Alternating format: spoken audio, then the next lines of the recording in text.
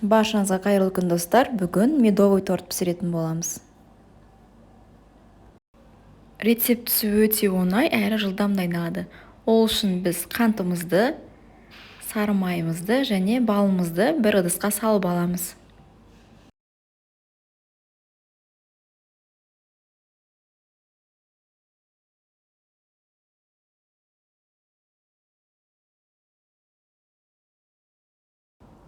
Барлық затты салып алдық. Енді массамызды отқа қоямыз. Отымызды ақырындауға қойып, қантымыз ерігенше осылайынан араластырып, ерігенін күтеміз.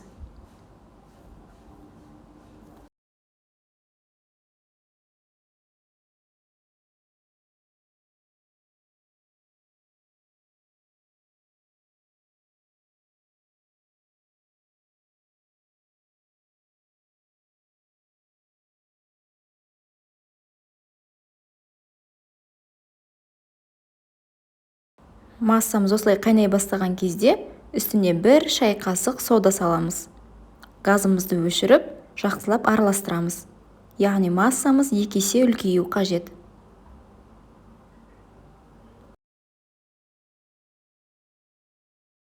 Жұмыртқамызды қосқан кезде жұмыртқамыз пісіп қалмайтындай, бөлме температурасында суытып аламыз. Менде сәл суытып алдым. Енді үстіне жарты шай қасық тұз қосамын және 3 жұмыртқамды қосып араластырамын.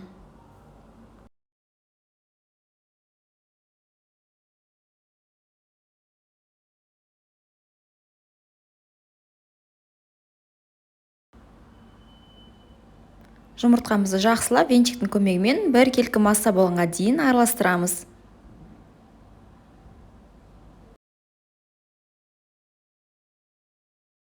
Жақсылап араластырып алдым.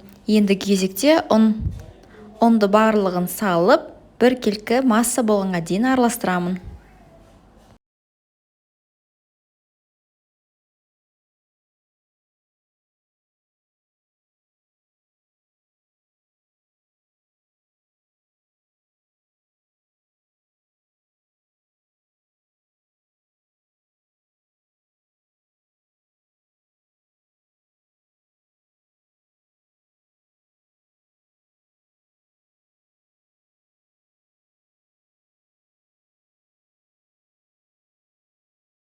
Массамыз дайын болды. Мен кішілеу ыдысқа ауыстырып аламын.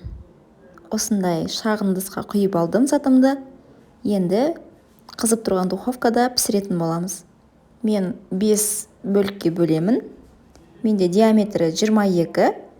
Қалауларыңыз бойынша алсаңыздар болады диаметрін, немесе 4 бұрышты етіп, бірден 2 бөлікке бөліп пісіріп алсаңыздар болады.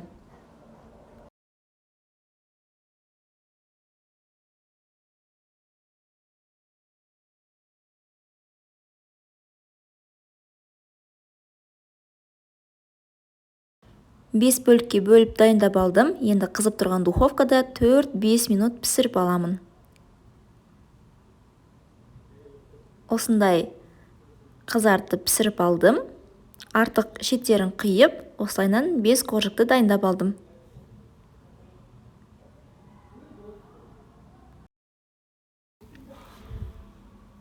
Менде осындай әдемі 5 қоржығым дайын болды. Ендігі кезекте кремін дайындаймыз.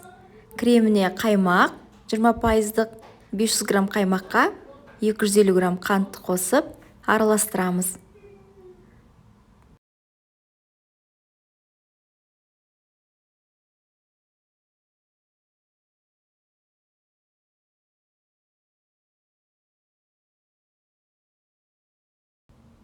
Ешқандай да миксердің қажеті жоқ.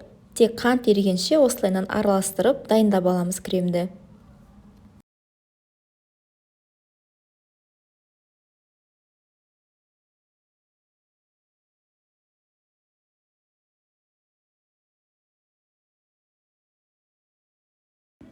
Менде қантым еріді. Енді бірден тортымызды құрайтын боламыз.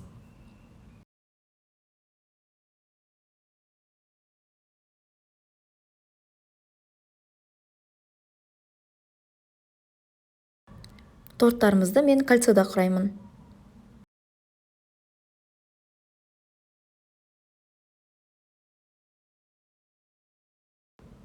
Дайын болған кремді 5 бөлікке бөліп аламын. Осылайынан 3-4 қасық кремді жағып, тортымды қайталап құраймын.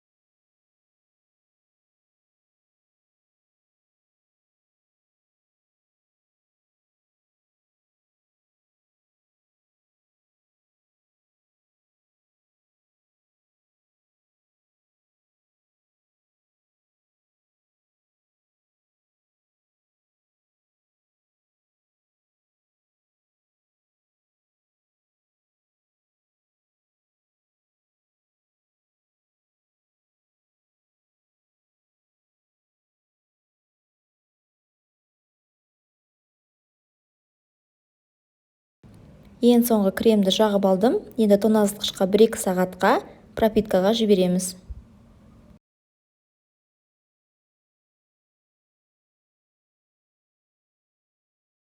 Менде шетінен қалған қиқымдардан осылайынан қолмен үгітіп, немесе блендермен сіздер үгітіп алсаңыздар болады.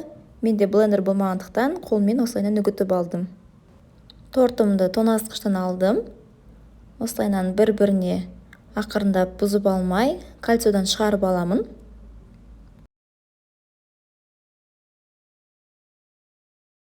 Мен ешқандай крем алып қалмадым, тек өзінен сыртынан артылған кремдерді тегістеп, осылайынан жағып шығамыз.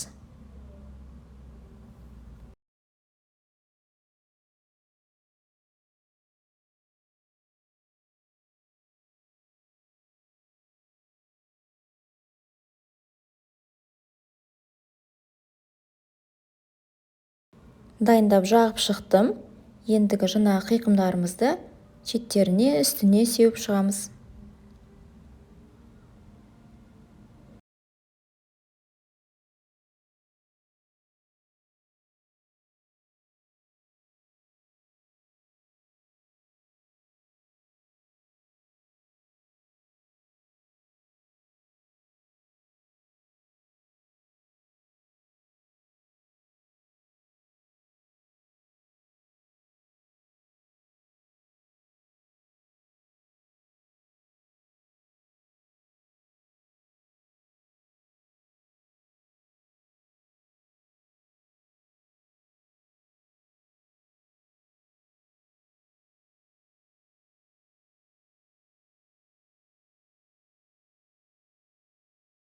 Тортымыз дайын болды.